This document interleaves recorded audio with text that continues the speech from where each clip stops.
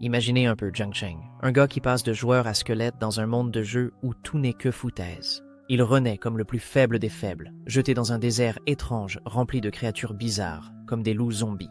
La seule chose qui peut le sauver, c'est un système d'évolution infini, un pouvoir très rare qui le rend plus fort à chaque combat.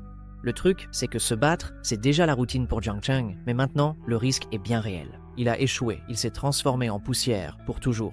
Peut-il dépasser ses limites, ou va-t-il devenir un squelette de plus perdu dans le désert? Suivons ce parcours. Dans un désert désolé et sans espoir, on retrouve Jiang Cheng au milieu de plusieurs squelettes morts.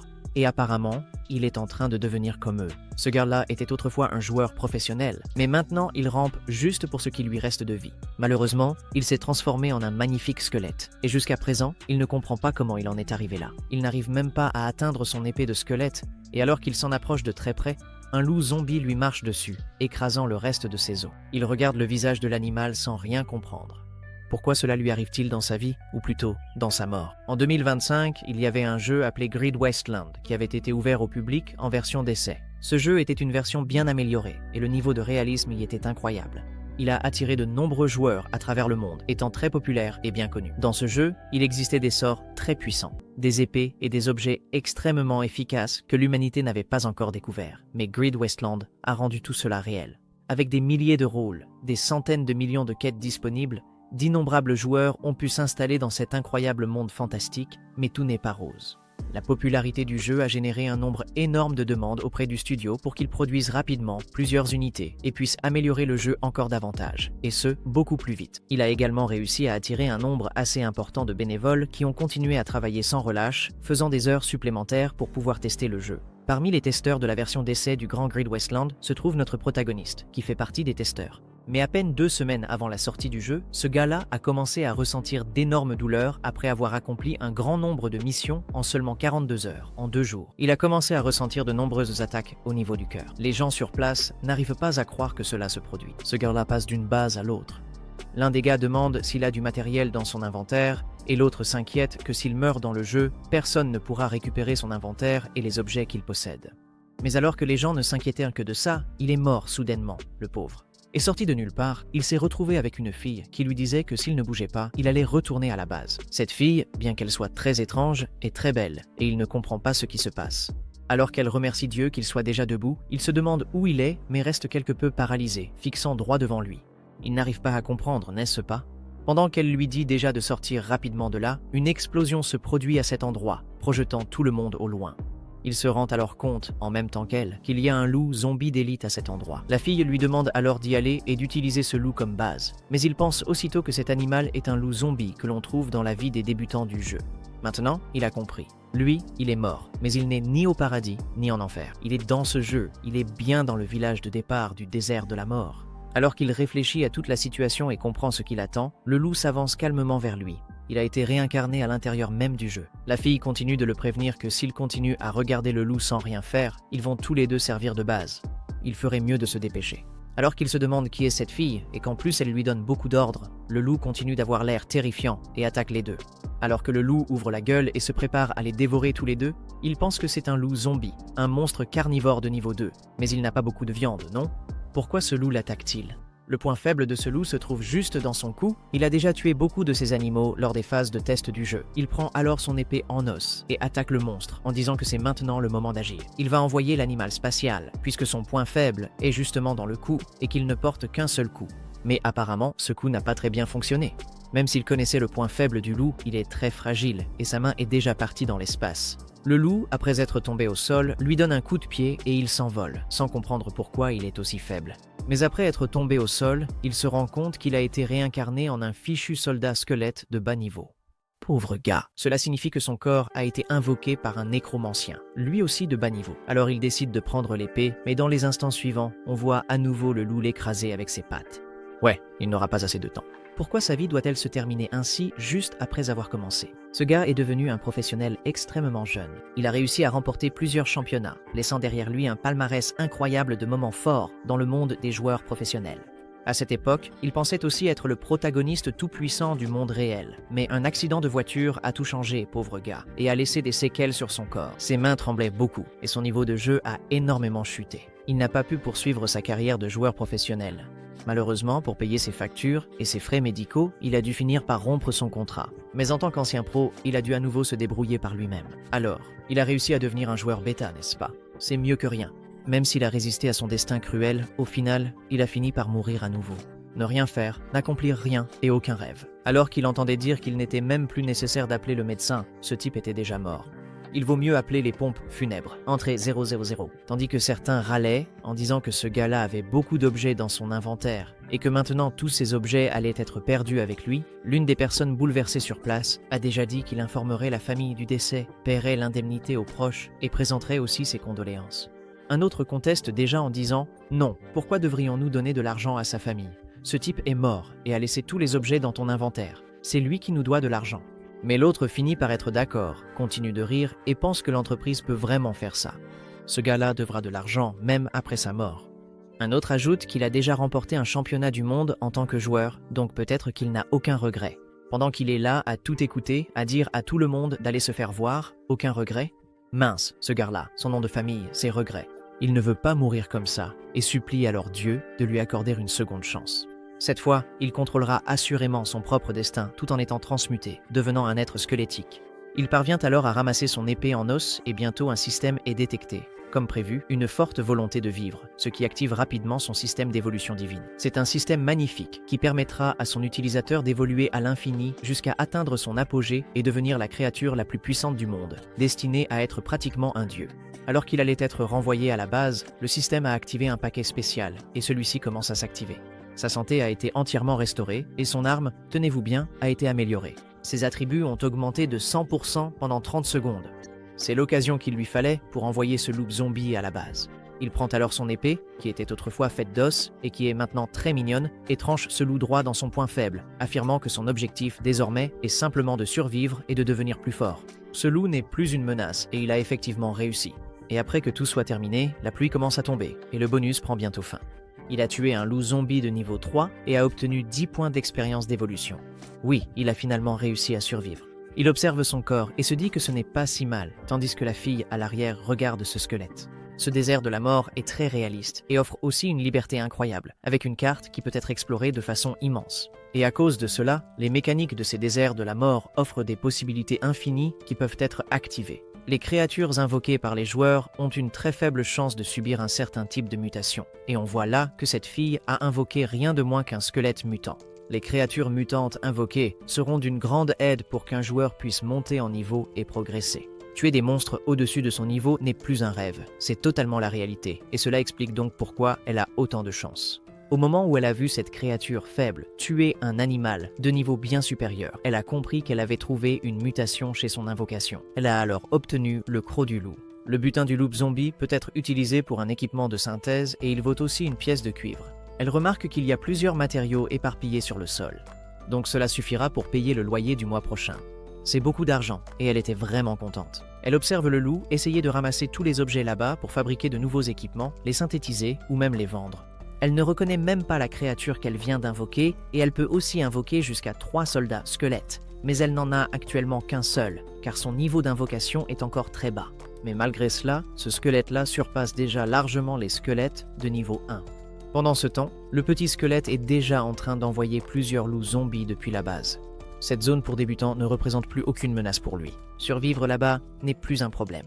Après tout, son niveau a déjà beaucoup augmenté, d'environ 3 niveaux consécutifs, mais il ne s'attendait pas à renaître dans un monde de jeu, surtout dans un jeu de survie en pleine nature, et la personne qu'il a invoquée est clairement un joueur. Pendant qu'il repense à tout ce qui s'est passé dans sa vie, elle, de son côté, ramasse des matériaux en pensant qu'elle va devenir riche. La petite créature essaie de lui parler, mais il n'est qu'un squelette, et n'a ni corde vocale ni langue, donc il ne pourra rien dire. Mais il est tout de même surprenant qu'il possède un système, même s'il est une créature invoquée, ce fameux système d'évolution de niveau divin. Tant qu'il continue à tuer des monstres et à monter de niveau, voire même des personnes, il parvient encore à évoluer. Le système lui signale alors un nouveau message.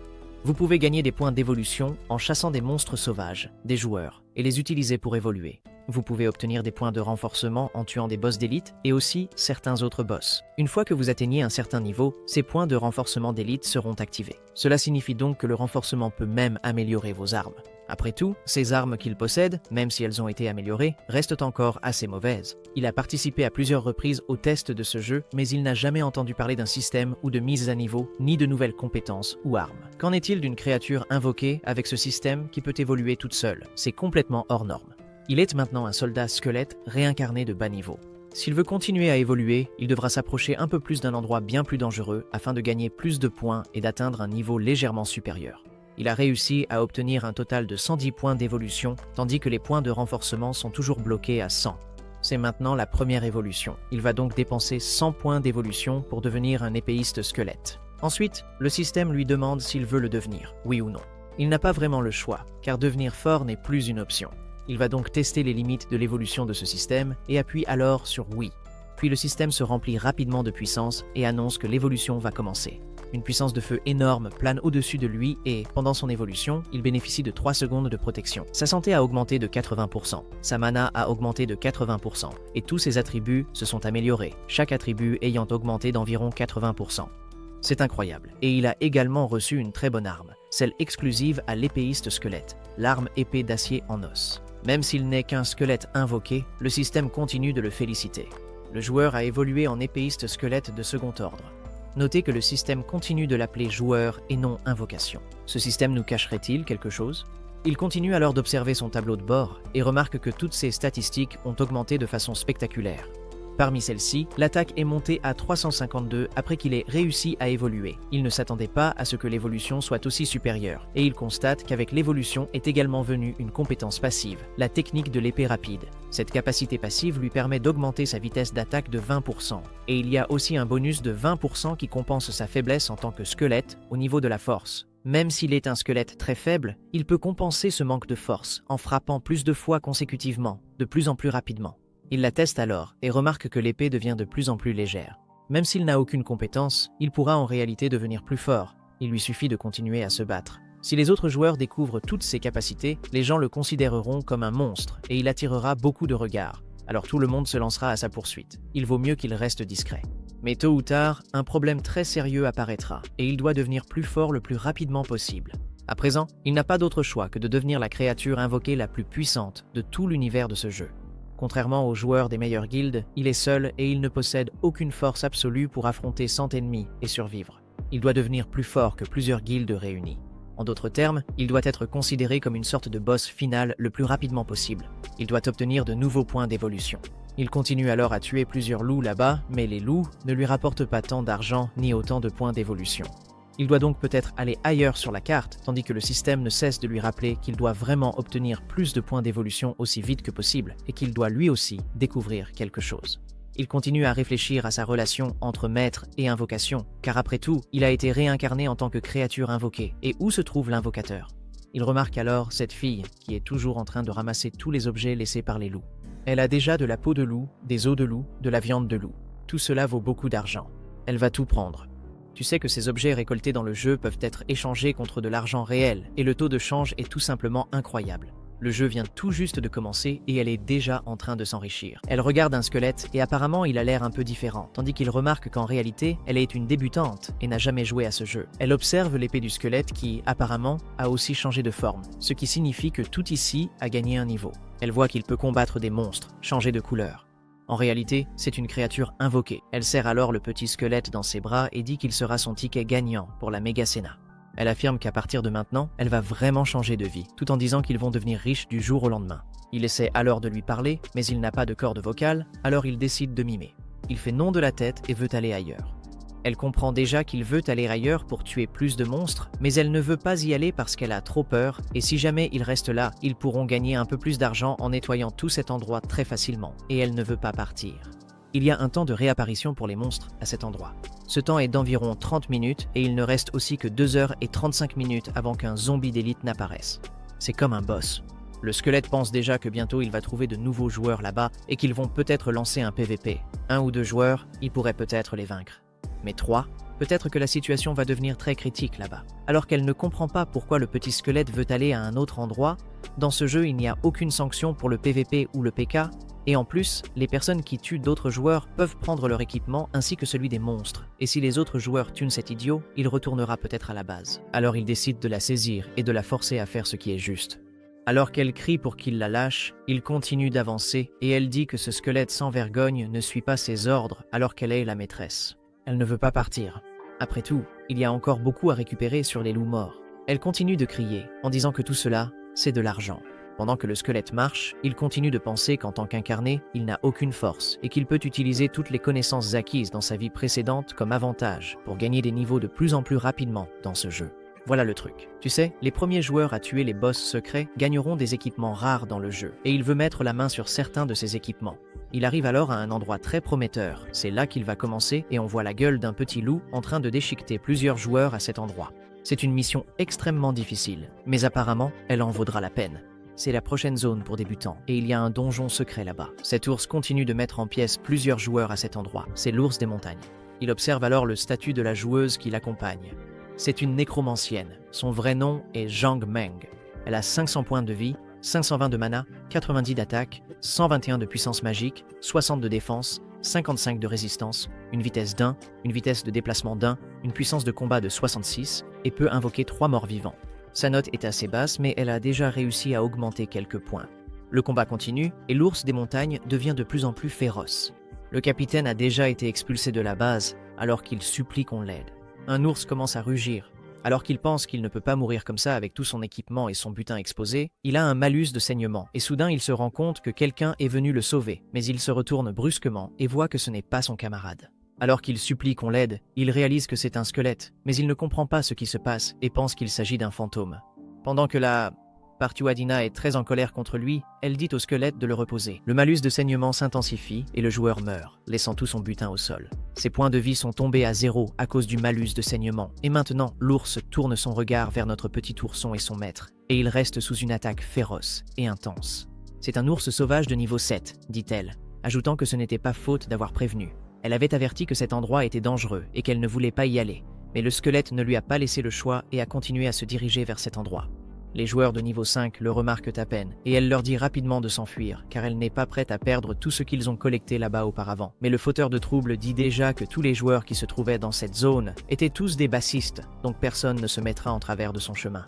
Il pensait qu'il devrait tuer quelques joueurs avant d'entrer dans ce donjon secret, mais apparemment, cela ne sera pas nécessaire. Ils ont fait sortir l'ours. Il ne sera plus très facile de farmer à l'extérieur maintenant, mais il n'est plus non plus nécessaire de remplir la condition préalable pour attirer le boss. Ensuite, il la jette immédiatement au sol sans aucune délicatesse, tandis qu'elle pense que le squelette veut se rebeller alors qu'elle en est la maîtresse. Ils sont maintenant encerclés, mais la petite créature ne montre aucun signe de peur. Maintenant que tous les monstres sont là, c'est la situation idéale pour tous les anéantir. Mais sa maîtresse a très peur et dit encore une fois au squelette de s'enfuir de cet endroit. Elle remarque alors que l'ours se dirige vers eux, tandis que le système lui signale qu'il a attiré l'attention de l'ours féroce aux griffes acérées. Il ne va pas rester là sans rien faire. Il se dirige lui aussi vers l'ours, tandis qu'elle se demande pourquoi ce petit squelette de rue n'écoute pas les ordres de sa maîtresse. Tandis qu'elle observe, le squelette continue d'avancer vers les ours, en attirant de plus en plus. Il pense à attirer tous les ours ici, et que sa maîtresse sera alors en parfaite sécurité s'il y parvient. De cette façon, il n'aura plus à s'inquiéter pour elle. Il continue de courir, attirant tout le monde, et grâce à ses techniques de sa vie passée, il pourra semer tous les ours très rapidement. Les ours essaient de le frapper, mais il esquive. À mesure que les ours se font attaquer de plus en plus, ils attaquent à leur tour en séquence. D'abord le coup de patte, puis la morsure. Et comme il connaît déjà toutes ces informations, il parvient à esquiver à nouveau. Si seulement 2 attaques de ces ours le touchent, il retournera à la base. Après tout, il ne lui reste plus beaucoup de vie. Il continue d'aller de plus en plus vite, esquivant toutes les attaques. Les attaques sont très prévisibles, et il a aussi un peu plus de vitesse que les ours. Alors qu'elle pense que ce squelette est extrêmement impressionnant, il n'arrive pas à maîtriser le squelette. Un ours essaie alors de l'attraper à nouveau, et il prend de l'élan pour sauter directement sur la tête de l'ours. Un ours commence à grogner, et s'avance vers l'ours qu'il avait sur la tête. Il décide alors d'utiliser un ours pour frapper l'autre, les désorientant complètement. Comme il est un squelette, ses capacités physiques et son agilité sont légèrement supérieures à celles de la plupart des joueurs. Oreille. Sa vitesse de déplacement a une évolution de 2. La vitesse normale d'un joueur est de 3, et même si le porteur de griffes féroces peut être plus fort, il est très lent. Il a donc l'avantage en vitesse, et le point faible du porteur de griffes rapides n'est rien d'autre que sa tête et ses chevilles. Pendant que le porteur attaquait la tête de l'autre, il a transpercé sa cheville avec son épée en utilisant sa compétence de vitesse d'attaque augmentée de 20%. Il va utiliser et abuser de chaque avantage qu'il possède et continue d'asséner de plus en plus de coups à l'ours. L'un d'eux est déjà tombé, toutes ses articulations détruites, et petit à petit, il a réussi. Maintenant, les ours boitent. Il ne lui reste plus qu'à attaquer les points vitaux, car il a encore réduit leur vitesse de déplacement. S'il parvient à infliger des dégâts critiques 2 fois de suite, il pourra tuer, mais un ours féroce aux griffes acérées est appelé tueur de débutants pour une raison bien particulière. Lorsqu'il est presque au bout de sa vie, il utilise la compétence Berserker et commence à s'enrager. Cette capacité produit un éclair juste au-dessus de votre tête. Cette décharge électrique est si puissante qu'elle peut paralyser instantanément les joueurs, brisant ainsi leur vitesse de déplacement et les laissant immobilisés. L'éclair se dirige alors vers Prota, qui connaissait déjà cette information, mais il parvient à bloquer ce puissant éclair. Et lorsque les joueurs sont paralysés par la foudre, ils avancent simplement et achèvent les joueurs. C'est pour cela qu'ils ont la réputation de tueurs de débutants. Le maître a déjà dit que le petit squelette ne peut plus rien encaisser, mais on ne voit pas qu'il est intact. Il continue de penser que ces ours sont dépourvus d'intelligence. Sa race est immunisée contre la paralysie. Il est mort-vivant et n'a ni sang ni chair. Il ne peut pas être étourdi et attaque le monstre. Il plonge alors son épée directement dans la tête de l'animal, pensant qu'après avoir utilisé la compétence d'éclair, le monstre reste immobile pendant 3 secondes, ce qui est suffisant pour assommer l'ours. Et l'ours s'effondre au sol, tandis que la maîtresse ne croit toujours pas aux capacités de ce squelette qu'elle a invoqué, même si elle est débutante. Il a déjà mémorisé tous les schémas d'attaque des ours griffes sauvages il y a de nombreuses années. Maintenant, avec les caractéristiques actuelles d'un corps de squelette, il peut les tuer sans subir de dégâts. Il a alors réussi à atteindre 50 points d'évolution, gagnant 30 points d'expérience. Des récompenses plutôt difficiles à obtenir. C'est très bien, n'est-ce pas?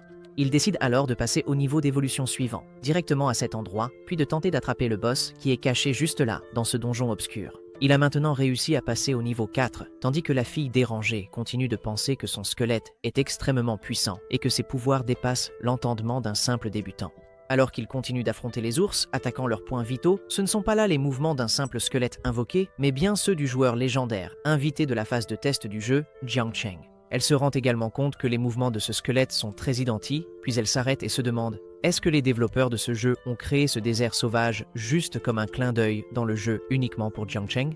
Tandis que le squelette ne comprend pas à quoi elle pense, elle semble très gênée et rougit. Elle continue de gagner de l'expérience sans rien faire du tout. L'avoir invoquée a été la chose la plus incroyable qu'elle ait jamais faite dans ce jeu. Elle observe son système, qui parvient à lui notifier de plus en plus que le sol est rempli de matériaux à collecter. Cela signifie que c'est de l'or gratuit pour elle. Elle continue de penser qu'elle a une chance incroyable. Elle a réussi à obtenir une invocation extrêmement puissante et peut encore en invoquer 2 autres. Il l'utilisera de la meilleure façon possible, devenant ainsi de plus en plus riche. Pendant qu'il continue de tuer les animaux, elle continue de lui dire de regarder. Après tout, sa vie continue de dépendre de lui et bientôt elle nagera dans l'argent. À présent, il a déjà un total de 420 points, atteignant presque 1000 pour la prochaine évolution.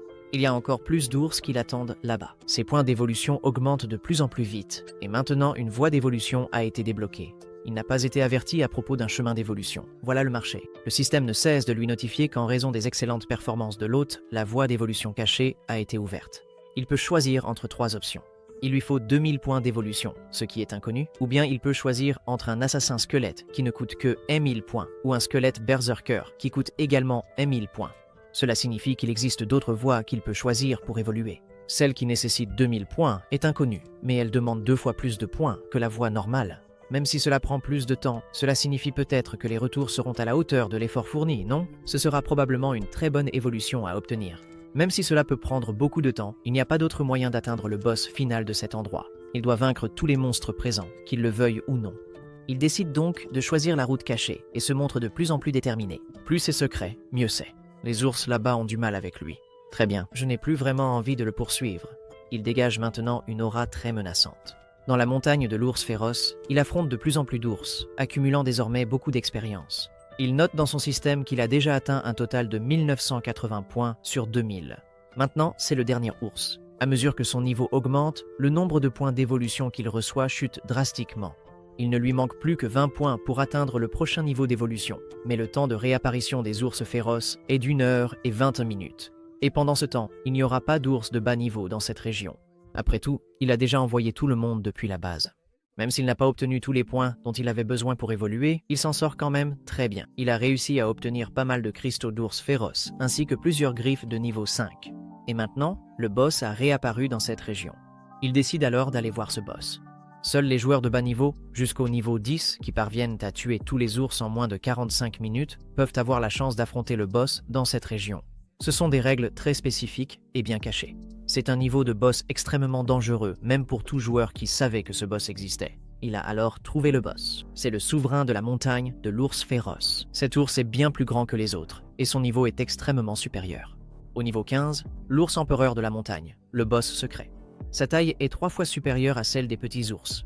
C'est un boss de bas niveau, mais cela reste un boss. Même si l'un des joueurs peut le voir, il ne peut toujours pas détecter le joueur. Ce boss ne peut détecter le joueur qu'à partir du moment où il entre dans son rayon de détection. Alors oui, il sera attiré. Il se demande s'il doit tester cet animal, oui ou non. Il se souvient que ce boss possède une capacité incroyablement efficace contre les joueurs débutants, et que s'il ne compte que sur son expérience passée, il n'aura aucune chance de tuer ce monstre. Il essaie de se rappeler de plus en plus quelle était la capacité de ce monstre. Dans la version test de ce jeu, il a été poursuivi plusieurs fois par cet ours aux griffes féroces. La première fois, il a été persécuté de manière très humiliante, mais les autres fois, il ne se souvient pas comment il a réussi à passer cette phase. Et il y a aussi beaucoup de boss au début du jeu, et à ce stade, il n'arrive même plus à se souvenir d'aucun d'entre eux. Il décide alors de tuer ce boss après qu'il ait terminé sa prochaine évolution. Et maintenant, il reste environ 1 heure et 20 minutes avant que tous les ours de cette région ne réapparaissent. Il décide alors d'attendre la nouvelle vague d'ours, mais il ressent une sensation très forte dans son corps, qui l'attire vers une autre région. Il se rend alors compte qu'il existe un lien très fort entre lui et elle, un lien entre une créature invoquée et son invocateur. Depuis qu'il a été réincarné, il sent qu'il y a quelque chose qui le relie à elle, alors il décide de la retrouver. Il remarque aussi qu'il peut ressentir ce qu'elle fait, même sans le voir. Donc, elle est là. Elle continue de combattre les corps des monstres tombés. Mais il se rend alors compte qu'il y a plusieurs joueurs présents. Et ils disent que quelqu'un a tué ces animaux, ou que cela doit être un bug, car il n'y a normalement pas de monstres dans cette région. Mais un autre affirme déjà que quelqu'un a clairement tué cet animal. Regardez tous les monstres morts là-bas. Un gars se retrouve alors dans de beaux draps.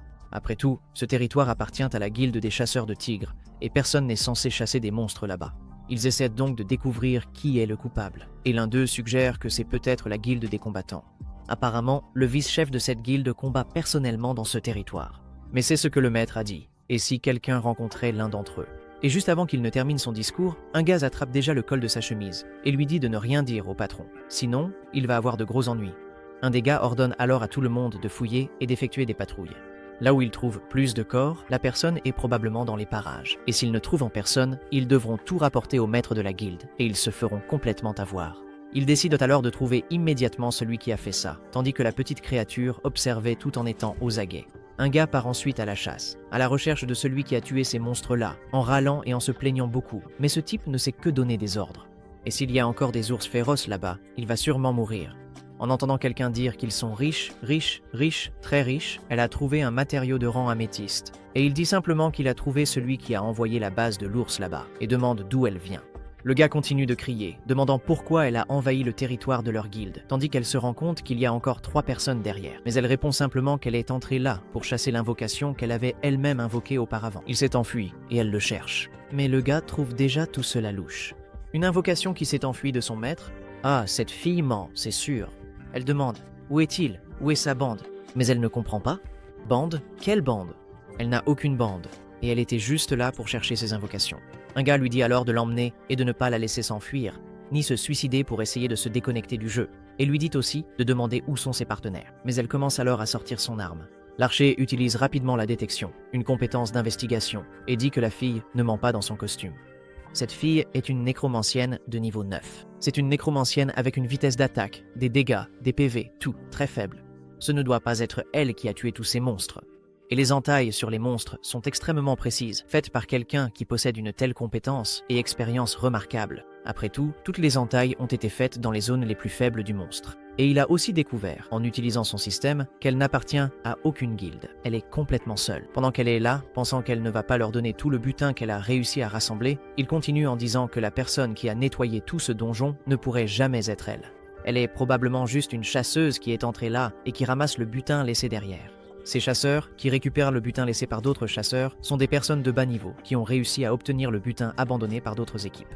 Ce sont en gros des voleurs d'argent ou quelque chose dans ce genre. Et dans ce cas, le chef décide de la lui laisser entièrement. Le gars le remercie alors et les 3 s'en vont pendant qu'il se dirige vers la femme. Il essaie alors de la prendre dans ses bras, tandis qu'elle pense qu'elle est plutôt rapide, alors qu'il lui dit de ne pas bouger, sinon il l'enverra à la base. Il lui dit ensuite que la partie la plus réaliste du jeu, c'est la nature sauvage. Mais avant qu'il ne puisse finir sa phrase, le squelette est là, tout près du gars, tandis qu'elle garde simplement les yeux fermés. Il remarque la présence d'un autre être, tandis que le chef Et là-bas, elle se retourne également et aperçoit un soldat squelette. Alors qu'elle pleure et remercie le squelette d'être enfin revenu, certains gars n'en reviennent pas qu'un soldat squelette ait réussi à vaincre l'oiseau de l'ombre aussi rapidement et sans subir le moindre dégât. Un gars se met à hurler que sa main a été arrachée avant même qu'il ne puisse toucher la fille, tandis que notre petit protégé attrape la femme et commence à courir. Le chef sur place en déduit alors que les blessures sur ces ours ont été causées par cette invocation. Cela signifie que celui qui a tué les ours, c'était ce squelette et cette femme qui le contrôle. Ils ont été complètement trompés. S'ils parviennent à s'échapper, ils ne pourront pas raconter au maître ce qui s'est passé. Ils commencent alors à les poursuivre dans la forêt. Voici la guilde des chasseurs de tigres. Cette guilde est une guilde de débutants fondée par la société Xinguang. Ces types sont des gars plutôt cruels qui ont réussi à prendre le contrôle de la féroce montagne de l'ours ainsi que de quelques donjons sur le territoire de la vallée. Dès la première semaine de la sortie du jeu, ils dominaient déjà cette zone. Celui-là, là-bas, c'est la hyène, niveau 12. C'est un berserker responsable de l'équipe des forces de l'ordre. Et il y a aussi l'oiseau de l'ombre, également niveau 12, qui est un archer. Et il y a aussi le rhinocéros de niveau 10, un écuyer chevalier, qui est également chargé de faire respecter toutes les lois de cette guilde. Il y a aussi le chameau généreux de niveau 9. Ce gars-là est un combattant, mais il n'a aucune spécialisation. Tu es très content parce que le petit squelette est revenu au moment parfait. Le capitaine Hyène est très rapide. Il est sur le point de les rattraper tous les deux alors qu'elle veut descendre des épaules du squelette. Elle pense qu'elle peut beaucoup aider dans ce combat. Peu importe à quel point cela la dérange, le petit squelette ne montre aucun signe de ralentir. Elle en déduit donc qu'il est tout simplement très attaché à elle. Après tout, il ne veut pas la lâcher, quoi qu'il arrive. Peut-être qu'il ne veut pas qu'elle se blesse, c'est ce qu'elle pense, mais immédiatement elle est projetée dans le buisson là-bas. Elle n'arrive pas à croire qu'il ait fait ça. Mais dans les instants qui suivent, elle se rend compte que c'était la meilleure chose qui pouvait lui arriver. Après ce moment, toute la guilde qui les poursuivait s'est concentrée sur le squelette, ce qui rendait très difficile de l'observer au milieu de toute la végétation.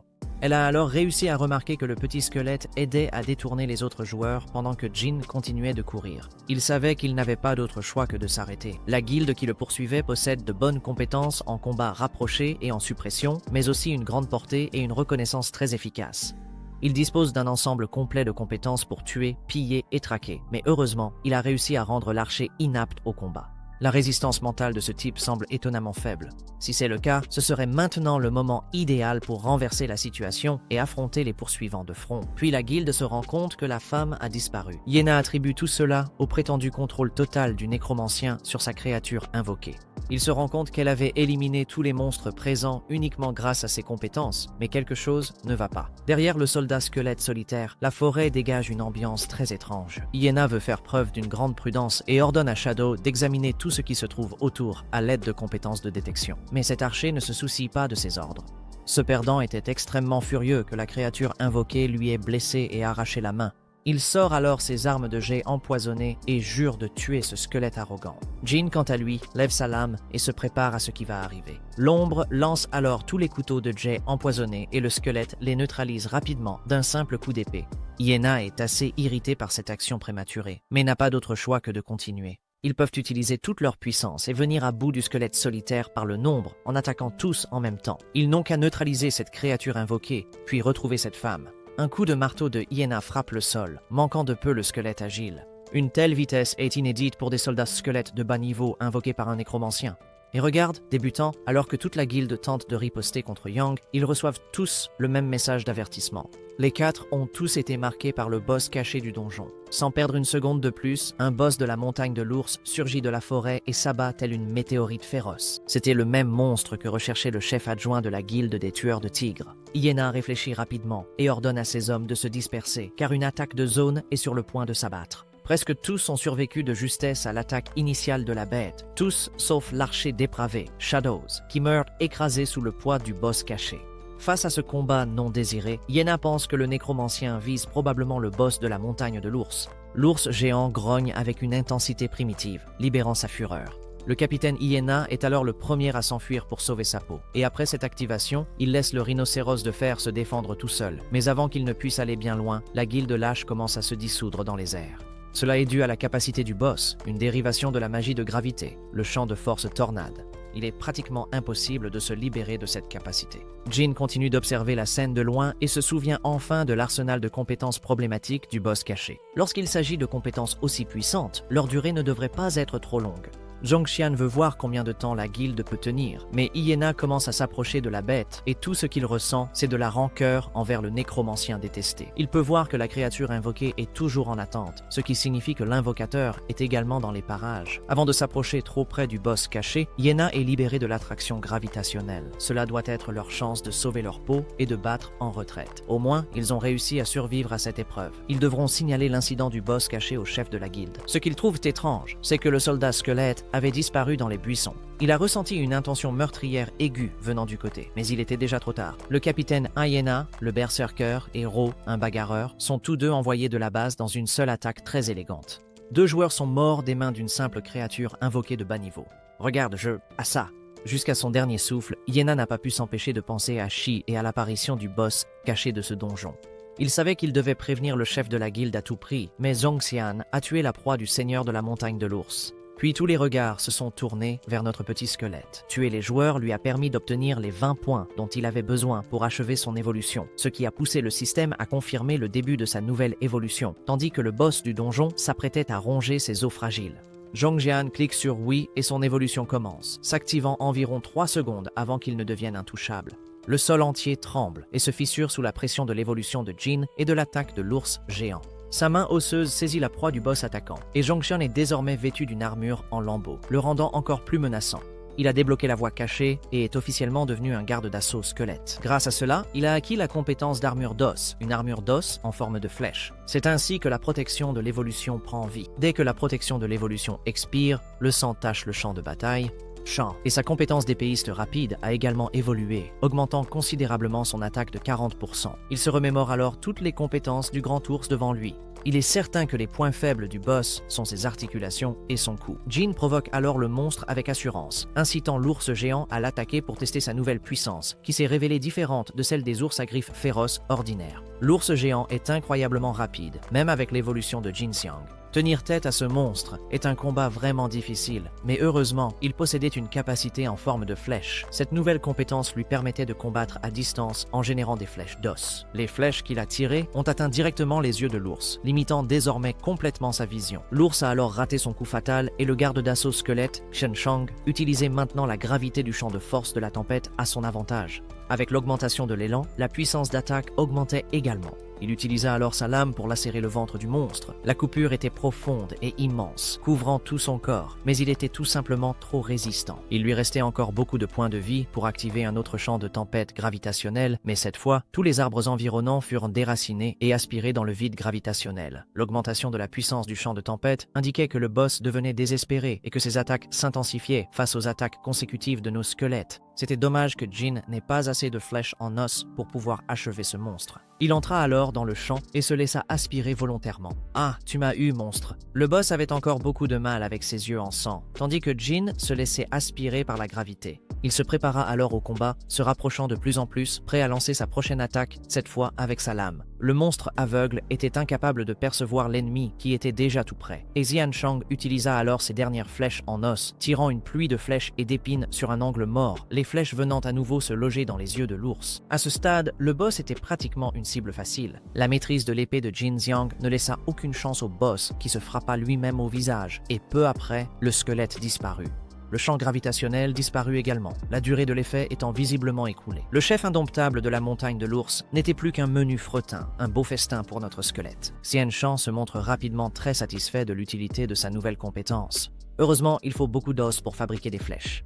Alors qu'il prend son temps avant la fin du combat, une voix sinistre commence à parler à Jin, lui disant qu'elle l'attendait depuis longtemps. La voix n'était pas censée provenir de l'ours boss, car les paramètres du jeu n'indiquaient pas clairement que ces bêtes pouvaient interagir avec les joueurs de cette manière. La voix mystérieuse voulait lui offrir un dernier cadeau de la part du boss caché du donjon, le déclenchement de sa compétence ultime, les 1000 tonnerres de la peur. Les développeurs ont vraiment ajouté pas mal de choses bizarres dans le jeu, hein? Il pense que ce genre de mise à jour est vraiment une mauvaise idée, mais puisqu'il était déjà là, il a décidé de jouer le jeu. Les 1000 tonnerres frappèrent son corps, et son immunité à l'électricité s'activa. Les éclairs frappant le sol offraient un spectacle visible à travers toute la montagne. Xian vit cela, et s'inquiéta beaucoup pour son petit squelette. Elle se rendit sur le champ de bataille, mais elle transportait beaucoup de butin dans son inventaire, ce qui réduisait considérablement sa vitesse de déplacement d'environ 40% pour être précis.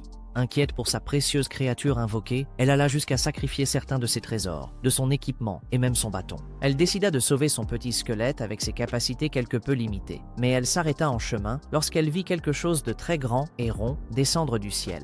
C'était le seigneur de la montagne de l'ours. D'une manière ou d'une autre, il avait été projeté dans les airs. Elle voulait simplement aider, mais elle était sur le point d'être écrasée à la place. Dès que le boss caché du donjon toucha le sol, Xiansheng reçut la notification du premier kill du boss caché de la montagne de l'ours. L'expérience qu'il gagna le fit passer au niveau 10. Il pouvait désormais se rendre à la ville centrale pour changer de profession. La nouvelle de ce qui s'était passé à la montagne de l'ours sauvage se répandit rapidement jusqu'au siège de la guilde des tueurs de tigres. Quelques idiots suppliaient le chef Chiang de les écouter, mais l'enregistrement vidéo de l'événement se suffisait à lui-même. Le capitaine Yen et sa guilde avaient perdu le territoire de l'ours au profit d'une autre guilde et laissé un débutant obtenir le premier kill d'un boss caché. Xiang allait perdre beaucoup d'argent à cause de cette débauche. Yen et ses acolytes furent forcés de jouer les escrocs humains par peur de leur patron.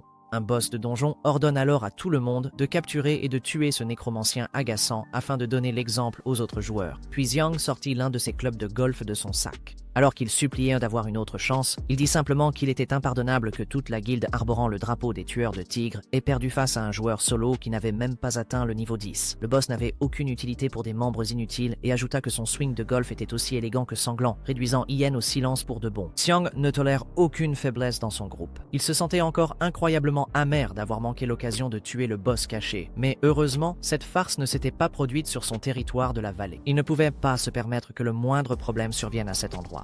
Un homme nommé Viper assura à Xiang, le maître de guilde, qu'il n'y aurait plus de problèmes à l'avenir. La montagne de l'ours sauvage n'était plus un lieu prioritaire. Il pouvait recruter des joueurs fiables pour donner une leçon à la recrue. Quant au territoire de la vallée, il voulait davantage de renforts par précaution. Viper afficha alors un sourire très confiant et assura au patron que tout était sous contrôle. De retour dans les montagnes Zi, il invoqua quelques soldats squelettes supplémentaires pour l'aider à ramasser encore plus de butin. Elle ne cessait de critiquer ces squelettes, les comparant sans arrêt à son exceptionnel petit frère squelette, ce qui était plutôt injuste, non? Puisque ce type pouvait facilement vaincre seul un boss de la montagne de l'ours. Si fut alors gratifié d'un tout nouvel ensemble complet d'ours féroces, comprenant une cape qui augmente la défense et la mana, ainsi qu'une queue qui accroît la vitesse de déplacement et la puissance offensive. Elle a également obtenu des bottes qui offrent les mêmes avantages. Mais surtout, l'ensemble était très élégant et parfaitement ajusté là où il fallait. Et le nom de joueur de Xi est tout simplement adorable. Elle en est bien consciente. Quoi qu'il en soit, elle était équipée de cette armure vraiment épaisse. Xiansheng regarda simplement sa invocatrice avec incrédulité, totalement stupéfait. Après avoir rassemblé tous ces objets, Xi avait amassé tellement de butin et d'argent bien au-delà de ses rêves les plus fous. Maintenant que Xi était au niveau 10, elle pouvait enfin choisir une spécialisation. Il pouvait se rendre à la ville principale pour s'en occuper, ainsi que vendre le stock de matériaux de monstres. Aussi douce que Xi l'était avec Xiansheng, elle se montrait tout aussi cruelle envers les autres squelettes invoqués qui essayaient simplement de faire de leur mieux.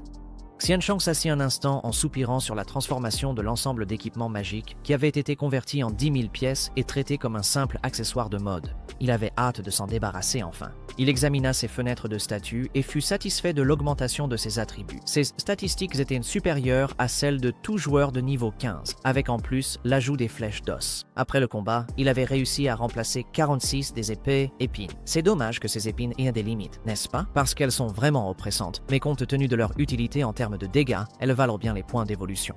Ce chemin caché qu'il a choisi nécessite environ 20 000 points d'évolution pour aller encore plus loin. Et maintenant, avec son taux de gain d'environ 10 à 20 points par créature tuée, il va lui falloir une éternité pour atteindre un autre point d'évolution. Cela signifie qu'il doit désormais concentrer ses forces sur l'élimination des boss. C'est sûrement la voie à suivre, mais à partir de maintenant, les combats vont devenir de plus en plus difficiles, donc elle devrait aussi devenir plus forte. Après tout, cela peut vraiment renforcer les créatures. À mesure qu'elle gagne en puissance, elle pourra augmenter les dégâts de toutes les créatures de 30%. Comme c'est lié à elle, cela le rend aussi plus fort en retour. Alors qu'elle fouillait le cadavre d'un autre boss caché, elle trouva un coffre au trésor. C'était un coffre violet pour avoir vaincu le boss caché. Elle ne put cacher son émotion. Simplement parce que c'était un autre butin qui pouvait contenir des matériaux de renforcement ou des armes. Lorsque la nécromancienne maladroite ouvrit la boîte, ses yeux pétillèrent de surprise. À l'intérieur du coffre se trouvait un livre de compétences rares, accessible à toutes les classes, et c'est aussi une compétence de zone pour les grands ours, tonnerre. Un livre de compétences pour tonnerre. Les boss de bas niveau ne laissent généralement pas de butin aussi intéressant. Peut-être que l'exploit du premier kill a augmenté la qualité du coffre, sans parler du fait qu'elle avait déjà remarqué que son petit squelette était très intéressé par le livre de compétences. Tous tes récents succès et ta richesse devraient venir exclusivement de ce petit squelette. Elle savait donc qu'il le voulait et tendit le livre de compétences à Jean sans hésiter. Il rayonnait de joie, et peut-être que son invocatrice n'est pas aussi avide et obsédée par l'argent qu'il le pensait. Au départ, Shan avait lu que Tonnerre est une compétence capable de tuer plusieurs monstres à la fois. Elle le lui remit avec plaisir afin qu'il puisse élever des monstres plus efficaces, ce qui lui permettrait d'obtenir des monstres plus performants à une vitesse bien plus rapide. Elle savait que le potentiel lucratif d'une telle compétence, entre les mains d'une invocation compétente, était extrêmement élevé. Jian Xiong était plutôt dégoûté. Il sortit le livre de compétences et le système demanda une confirmation pour apprendre Tonnerre, un sort électrique qui utilise 15 points de mana et a un temps de recharge appelé Wudian. Shi était ravi, l'encourageant à tester sa nouvelle compétence. Cela faisait longtemps que Jean n'avait pas ressenti une telle excitation en obtenant une nouvelle compétence. Il utilisa sa lame comme conducteur, électrifiant et faisant crépiter tout l'acier. Il était temps de tester la puissance du tonnerre. Il abaissa alors son épée et les minces filaments d'éclairs devinrent incontrôlables. Cette compétence était incroyable et vraiment impressionnante, et sans aucun doute, elle serait d'une grande aide pour repousser les monstres et les renvoyer à leur base très rapidement. Mais Jean n'était pas satisfait de sa faible puissance destructrice. Même si c'est une compétence à effet quotidien, les dégâts qu'elle inflige sont très faibles. Il se rappela que les points d'évolution pouvaient être utilisés non seulement pour évoluer lui-même, mais aussi pour améliorer ses compétences. Il est important d'accumuler ces points pour la prochaine évolution, mais il est aussi essentiel d'augmenter son taux d'élimination de monstres. Il utilisa alors tous ses points d'évolution restants pour améliorer le tonnerre. Alors que le renforcement commençait, son corps osseux fut enveloppé d'une brume électrisante. Elle a failli être écrasée par la pression. Lorsque Jean réapparut, il dégageait une aura encore plus menaçante, avec de l'électricité qui dansait sur ses lames et les faisait noircir. Il ne perdit pas de temps et activa la nouvelle version améliorée du tonnerre. Désormais, au 5e niveau, cette puissance, maintenant au niveau 5, était si grande qu'elle dévasta une vaste zone, détruisant plusieurs arbres et laissant l'endroit rempli de fumée, comme s'il s'agissait d'une explosion de foudre, tandis que notre nécromancienne déclara que c'était exactement ce qu'elle voulait. Après tout, maintenant elle va obtenir beaucoup de points d'évolution et pourra évoluer très rapidement. Elle s'approche alors d'un petit squelette, très gêné, et commence à le serrer dans ses bras, disant que maintenant elle n'a plus qu'à se laisser porter, mais lui veut d'abord obtenir plus de points d'évolution, et ensuite ils pourront faire passer cette fille au niveau suivant. À présent, ils doivent se diriger vers la ville principale où cette fille va devenir professionnelle. En chemin, ils allaient se promener dans la vallée et nettoyer tout ce qu'ils trouvaient. La grande désolation faisait rage. L'intelligence artificielle qui contrôlait le système évoluait et faisait des prédictions. Beaucoup de quêtes scénarisées se mélangeaient. Les gens ne savent même pas à quoi s'attendre. Ces quêtes mènent à des donjons remplis de butin enviables, mais certains de ces donjons deviennent des donjons cachés, et il faut simplement réunir les bonnes conditions pour mettre la main sur ce butin. Le butin de ces donjons cachés est tellement énorme qu'il vaut mieux ne pas le comparer à celui des donjons normaux. Pour cette raison, plusieurs guildes très puissantes occupaient les meilleurs emplacements afin de tenter de percer les secrets de ces donjons cachés.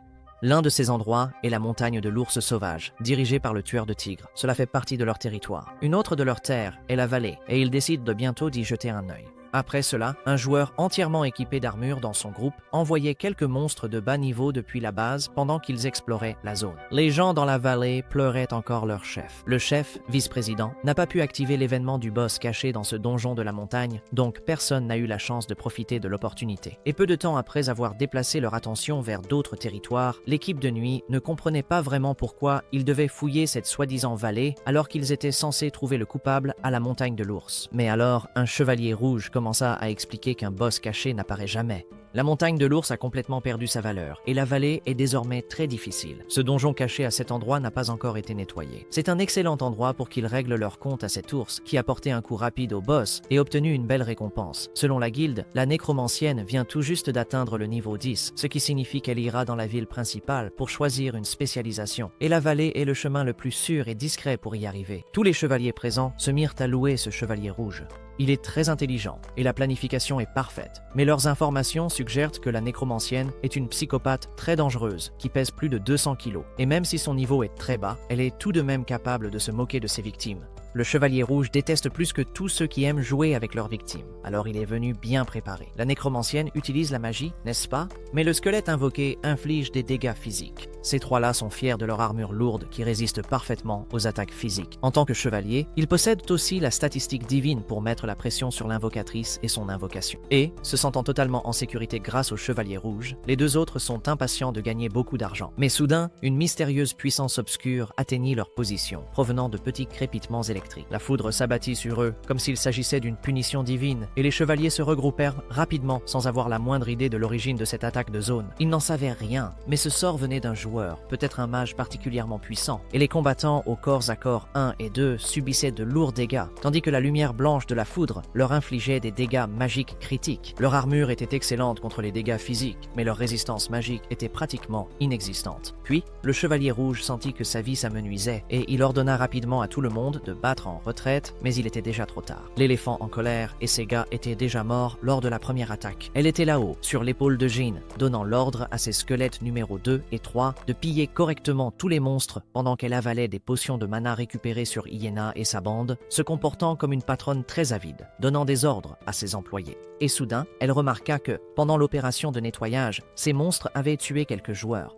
Pauvres petits, ils sont morts accidentellement. Ces joueurs cachés dans les buissons ont clairement été tués par la foudre, une puissante attaque de zone. Les corps portaient les emblèmes de la guilde Tiger Hunting. D'après leur équipement, ils devaient être des paladins. Zanzong en déduisit que ces types attendaient pour leur tendre une embuscade. Ils savaient que la vallée était également sous la juridiction de la guilde. Traverser ce territoire nécessitera un peu plus d'informations. Bientôt, elle aperçut une autre personne en train de bouger les feuilles à cet endroit et appela immédiatement le petit squelette. Le Chevalier Rouge avait survécu, mais était complètement paralysé. Il commençait à regretter ce plan d'embuscade car la manœuvre avait été totalement compromise. On aurait dit qu'il allait essayer d'appeler des renforts.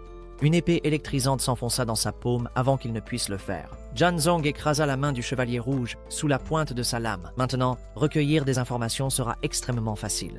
Et pour avoir un peu plus de sécurité, Jean retira l'armure lourde du Chevalier Rouge et prépara une corde pour l'attacher. Mais bientôt, Jean regarda avec stupeur la silhouette qui se dévoilait derrière le casque de l'armure. Et voilà, le Chevalier Rouge était en réalité une femme aux cheveux roux. À présent, elle pensait que ce nécromancien était vraiment assez pervers. Mais bientôt, elle dit au squelette de ne pas être pervers. Pourquoi lui avait-il enlevé son armure? Mais Jean ne comprenait rien non plus.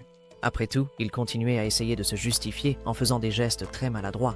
Il expliqua que la rousse était l'une de ses coéquipières, avec les joueurs morts qu'ils avaient tués accidentellement. Ensuite, il l'avait déshabillée et attachée pour l'empêcher de quitter le jeu. La rousse regarda alors Xi parler à son invocation et pensa que la nécromancienne devait avoir quelques boulons en moins dans la tête. Elle ne voulait pas être torturée par quelqu'un comme elle. Xi s'approcha alors un peu plus de la rousse et s'excusa pour l'accident. Mais elle avait quelques questions à poser avant de laisser la rousse partir. La rousse se mit alors à crier, traitant Xi de perverse pour lui avoir infligé une telle humiliation. Xi jura qu'elle ferait tout pour mourir plutôt que de simplement livrer des informations. Xi n'était pas préparé à ce genre de choses, n'est-ce pas? Mais bientôt, le petit squelette passa à l'action. Il avait un plan B pour extraire plus d'informations de la rousse, mais elle resta ferme. Alors, le petit squelette sortit quelque chose de gros, juteux et lourd, des déchets d'os. La rousse ferma la bouche et rougit. « Ouais, mec !» Le petit squelette sortit un sac rempli d'argent, environ 5050 pièces d'argent, et le secoua devant la chevalière rouge, toujours nue. Donc, ça veut dire que c'était un mensonge, non? Un silence s'installa pendant que le petit squelette était convaincu que cette tactique fonctionnerait. Mais bientôt, Xi devint très inquiète pour la petite rouge, car imaginez si elle quittait simplement le jeu et ne pouvait pas s'intéresser au sac plein d'argent. Mais ensuite, elle cria au nécromancien d'attendre un peu plus longtemps. Cette petite rouge était le genre de personne qui dirait n'importe quoi à n'importe qui, du moment qu'on avait assez d'argent pour payer. Et pour préciser, 50 pièces d'argent valent environ 4000 $ après conversion. C'est beaucoup d'argent. Le nécromancien commença alors à traduire tout ce que le petit squelette disait à Rouge, et ils avaient besoin d'en savoir plus sur la guilde des chasseurs de tigres. La mignonne nécromancienne était la fille idéale pour ce travail, car elle savait d'une manière ou d'une autre traduire tous les gestes étranges de ce petit squelette. Cependant, elle ne pouvait pas ignorer les accusations de Rousse qu'elle était perverse. Ce fut une longue journée pour Xi et le pauvre squelette. À présent, il devait composer avec Rousse, avide d'argent, soudainement bavarde après des promesses de richesse, n'est-ce pas? Elle n'était pas ravie de cette demoiselle chevalier aux cheveux rouges. Mademoiselle Chevalier ne s'attendait pas à ce que la nécromancienne soit aussi riche, n'est-ce pas? Notre nécromancienne a alors assuré à la chevalière Rousse qu'elle n'était pas une perverse. Donc tout a commencé à bien se passer, même si elle agissait tout à fait à l'opposé, n'est-ce pas? Mais bientôt, Notre petit squelette a interrompu la conversation parce qu'il restait assez méfiant. Même si Xi était sans son équipement, cette équipe prévoyait toujours de les envoyer de la base vers une embuscade. Mais la rousse a bien précisé qu'elle n'avait aucune rancune envers la nécromancienne.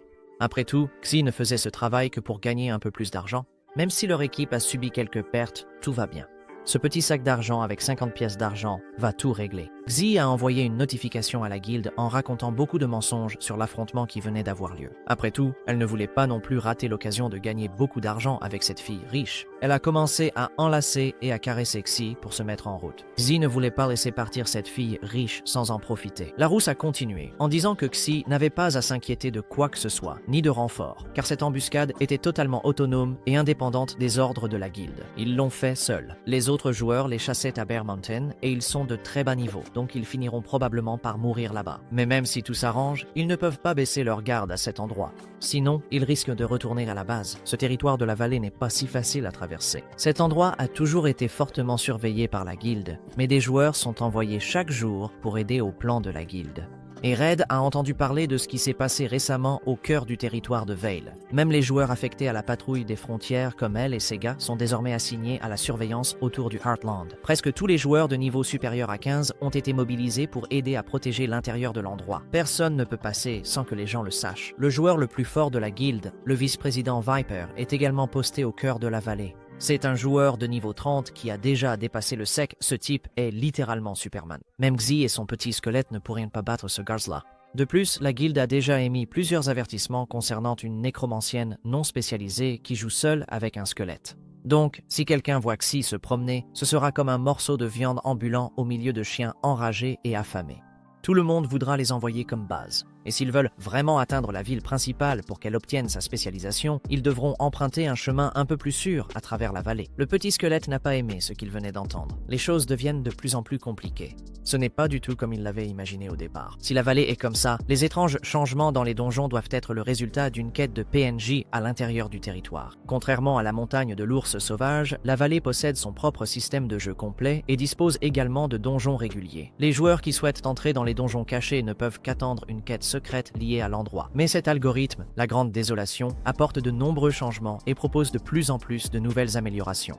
Participer à certaines missions aléatoires sans en comprendre le sens peut entraîner des pertes très importantes. Malgré tout, notre petit squelette ne peut pas simplement abandonner une telle opportunité. Voilà le topo. Étant donné le nombre de membres de la guilde des tueurs de tigres appelés dans la vallée, la mission devrait être une priorité absolue. Ils doivent découvrir quelle est la mission avant de passer à l'action suivante. En regardant l'armure lourde vide posée au sol, il a une idée brillante. Lorsqu'il la partage avec les femmes, elles sont loin d'être ravies et demandent si Tête Rousse peut les emmener au cœur de la vallée. Le petit squelette voulait aussi porter cette lourde armure afin de se déguiser et que personne ne le reconnaisse. Mademoiselle Ruvina n'aimait pas du tout ce plan et a refusé la demande. Elle veut gagner un peu d'argent, mais elle ne veut pas non plus être expulsée de la guilde. Après tout, elle n'a aucune spécialisation, et si quelqu'un la renvoie de la guilde, elle n'aura aucun avenir. Alors notre nécromancien a proposé quelques pièces d'argent supplémentaires en échange, ce qui était un peu insultant pour la chevalière. Après tout, une seule pièce d'argent? Non, aucune chance. Ce nécromancien est plutôt culotté, non? Le pain se conserve. Même si elle avait beaucoup d'argent grâce à toutes les chasses qu'ils ont faites, elle ne veut pas en dépenser davantage. Le petit squelette a donc été forcé d'agir et a montré une seule pièce d'or, ce qui a vraiment changé le ton de la rousse. Mais en échange, elle ne les emmènerait que jusqu'à l'endroit assigné par la guilde. Ensuite, ils devraient faire le reste du chemin seul. Elle a alors précisé que cet endroit est assez dangereux, que la vallée le protège et qu'ils ne devraient pas se précipiter tête baissée. Les joueurs ne sont pas les seuls dangers sur la route, il y a aussi de nombreux monstres dangereux là-bas. Notre petit squelette a donc pris l'armure et l'a enfilée comme déguisement. Et bientôt, la nécromancienne a caché toutes ces informations de joueuse. Et les femmes ont rapidement formé un nouveau groupe.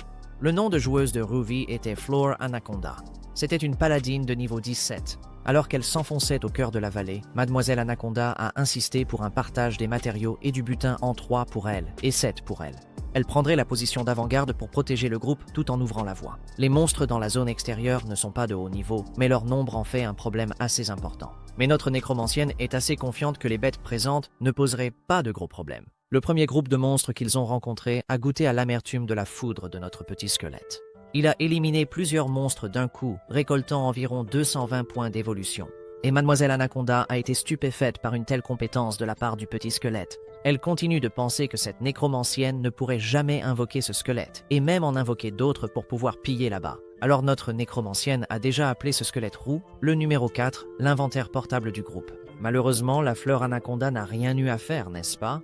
Elle a donc continué à sortir, à piller les corps, car après tout, elle était bien payée et allait prendre une partie de l'argent ainsi qu'une partie des points d'expérience. Pendant qu'elle pillait, elle a parlé à la nécromancienne des monstres d'élite qui rôdèrent dans la vallée. S'ils continuaient tout droit, ils allaient inévitablement tomber sur un monstre d'élite de niveau 15, le golem de pierre démoniaque. Et face à une telle bête, ils devaient combattre en groupe. Donc non, personne ne pourra passer devant le golem de pierre. Mais lorsqu'ils sont arrivés à l'endroit où se trouvait le golem de pierre, il s'est rapidement transformé en 400 points d'évolution sous la puissance destructrice de la foudre. Et bientôt, notre nécromancienne a souri en constatant que le monstre qu'elle vantait n'était pas si fort que ça. Ah, Petit Rouge était attaqué. Alors qu'elle arquait son corps de pierre, la fleur anaconda a de nouveau averti qu'il restait encore un serpent géant qu'ils allèrent devoir tuer. Et devinez quoi? Le serpent géant était lui aussi basé sur la foudre. Comme la bête précédente, le dangereux serpent a également rapporté 400 points d'évolution, et notre nécromancienne a continué de se vanter. Elle n'arrêtait pas de dire que Mademoiselle Anaconda était aussi son 4e squelette. Pendant que la rousse pillait, son corps brûlait, elle a prévenu qu'elle avait aussi une araignée fantôme démoniaque aux yeux très fermés. Comme elle l'avait prédit, l'araignée fantôme démoniaque est apparue. Comme pour tous les monstres précédents, un seul éclair a suffi à porter un coup fatal à ce monstre. À présent, Mademoiselle tremblait à la base. Elle commençait à se rendre compte qu'elle avait réussi à trouver un groupe de joueurs très puissants.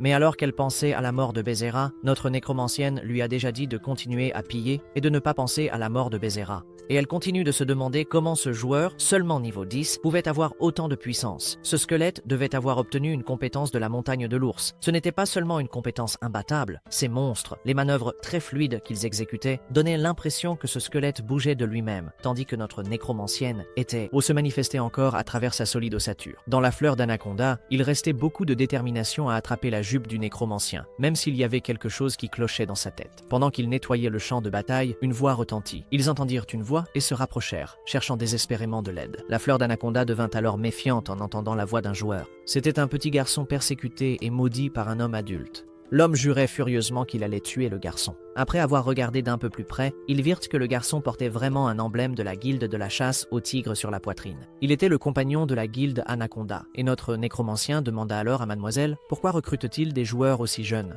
Elle répondit simplement que les enfants jouent parfois au hasard sur le compte des autres. Dans ce système, la grande désolation fait en sorte que votre personnage soit essentiellement une copie de votre apparence réelle. Le garçon aperçut alors la fleur d'Anaconda et se mit à crier que ce type torse nu voulait le tuer. Ce gars-là était devenu fou et avait capturé tous ses amis, mais la capture n'était qu'une punition de bas niveau. Les yeux injectés de sang, il jura qu'il sacrifierait tout son équipement précieux pour une seule chose. Il serra le poing avec son gant, prêt à attaquer. Ce fauteur de troubles commença à dire qu'il ferait n'importe quoi pour s'assurer de tuer tous les membres de la guilde de la chasse au tigre. Le garçon continuait de courir avec un visage terrifié tandis que ce type assénait un énorme coup au sol, provoquant une vague de choc d'une puissance incroyable. Notre protagoniste ne fait que prendre les deux dans ses bras pendant qu'ils entendent tous deux un terrible acouphène dans les oreilles. Notre waifu nécromancienne s'est simplement évanouie sous le choc, tandis que la rousse se demande comment une invocation peut l'aider à esquiver et aussi comment il peut bouger. Après tout, son invocation est évanouie. Mais en observant ce combattant de plus près, on remarque qu'il est spécialisé dans le type de choc et qu'il possède aussi un corps très robuste, avec des statistiques de perforation d'armure très élevées. Ce type met en garde contre toutes ces statistiques. Il commence alors à se relever, mais on voit qu'il saigne du poison. Sa santé est très faible.